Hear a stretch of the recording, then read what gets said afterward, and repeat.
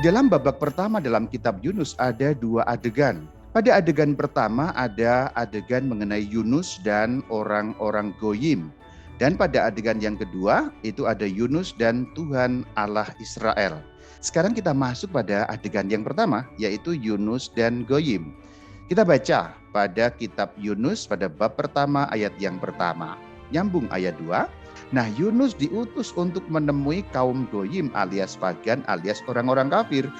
Yuk sekarang kita lanjutkan pada ayat yang ketiga.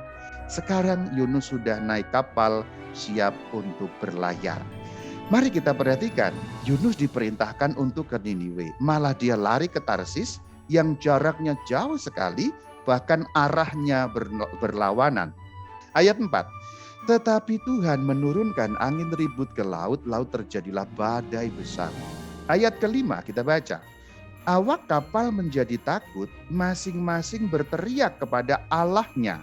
Jadi ketika dikatakan awak kapal berseru kepada sesembahannya masing-masing, ini menunjukkan mereka orang-orang Goyim, orang-orang kafir yang tidak menyembah Allah Israel. Ayat 6 luar biasa lagi, perhatikan. Datanglah nakoda, berarti pemimpin awak kapal. Berserulah kepada Allahmu. Nakoda, awak kapal yang orang Goyim yang tidak beriman kepada Tuhan, ngajari seorang nabi Israel untuk beriman kepada Tuhan, memohon kepada Tuhan. Berserulah kepada Tuhan Allahmu. Ayat 7. Mereka membuang undi dan Yunuslah yang kena undi. Kemudian dikatakan pada ayat 8, berkatalah mereka kepadanya, beritahukan kepada kami karena siapa kita ditimpa oleh malapetaka ini. Lalu dikatakan pada ayat yang ke-9, sahutnya kepada mereka, sahut Yunus kepada awak kapal, termasuk juga nakoda tadi. Aku seorang Ibrani, aku takut akan Tuhan yang empunya langit, yang telah menjadikan lautan dan daratan. Lagaknya luar biasa. Nabi yang bandel ini lagaknya luar biasa di depan orang. Baru saja diceritakan dia lari jauh dari hadapan Tuhan. Sekarang berani-beraninya mengatakan aku takut akan Tuhan. Yuk kita lanjut ke ayat 11. Bertanyalah mereka awak kapal, akan kami apakan engkau, engkaunya Yunus, supaya laut menjadi reda dan tidak menyerang kami lagi sebab laut semakin bergelora. Sahutnya ayat 12, angkatlah aku, campakkanlah aku ke dalam laut, maka laut akan menjadi reda.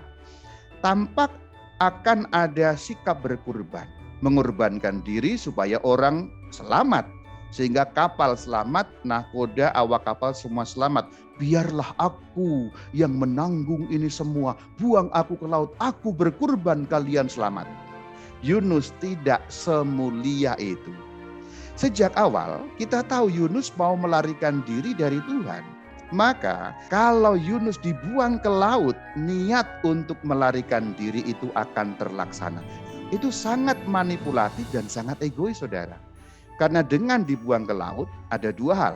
Yang pertama, Yunus menimpakan kesalahan pada para pelaut. Berarti yang salah awak kapal. Nah, egois sekali kan.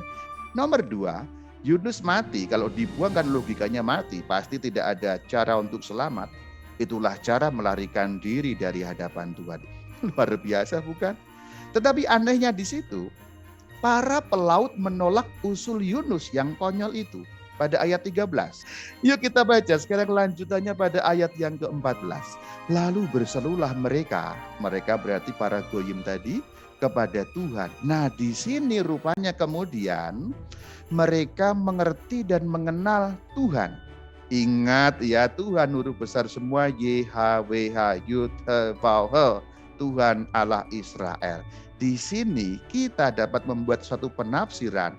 Ternyata para awak kapal kaum Goyim itu bertobat. Yang tadinya tidak berdoa kepada Allah Israel, sekarang berdoa, beriman kepada Allah Israel. Yuk kita lanjutkan ayat 15. Kemudian mereka mengangkat Yunus lalu mencampakkannya ke dalam laut dan laut berhenti mengamuk.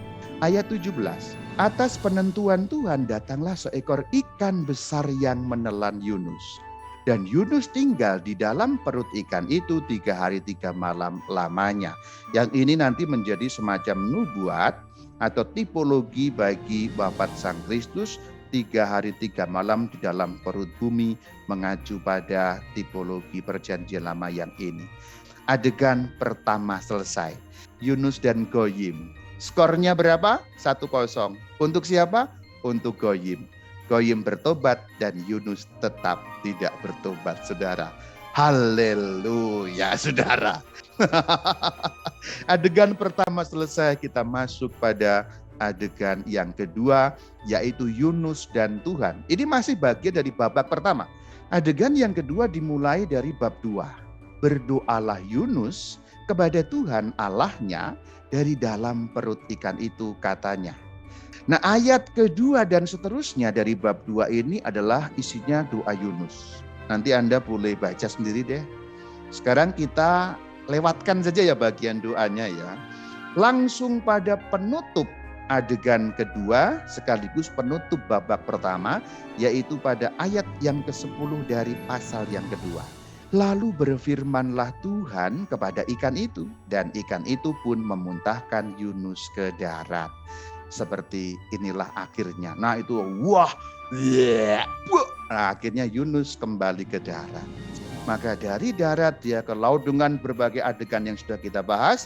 Akhirnya dia sekarang kembali ke darat lagi. Perhatikan, darat ke darat lagi. Itulah restart, kembali ke titik awal.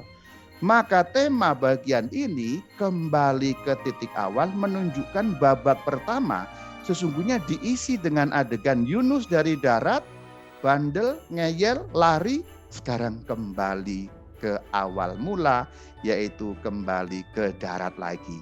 Kita tarik suatu refleksi saudara-saudari. Tuhan selalu punya cara untuk mengembalikan kita yang bandel-bandel ini ke titik awal. Kembali ke titik awal, itulah restart. Dalam bahasa rohani itulah pertobatan saudara-saudari. Lagi-lagi di bagian ini kita juga masih disindir. Yunus 2 ayat 10. Si ikan melaksanakan perintah Tuhan. Perbandingkan dengan Yunus yang diberi perintah juga. Pergilah ke Niniwe, tetapi Yunus lari ke Tarsis.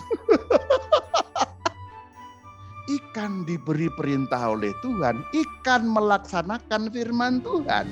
Manusia, nabi pula diberi perintah oleh Tuhan dan tidak melaksanakan firman Tuhan.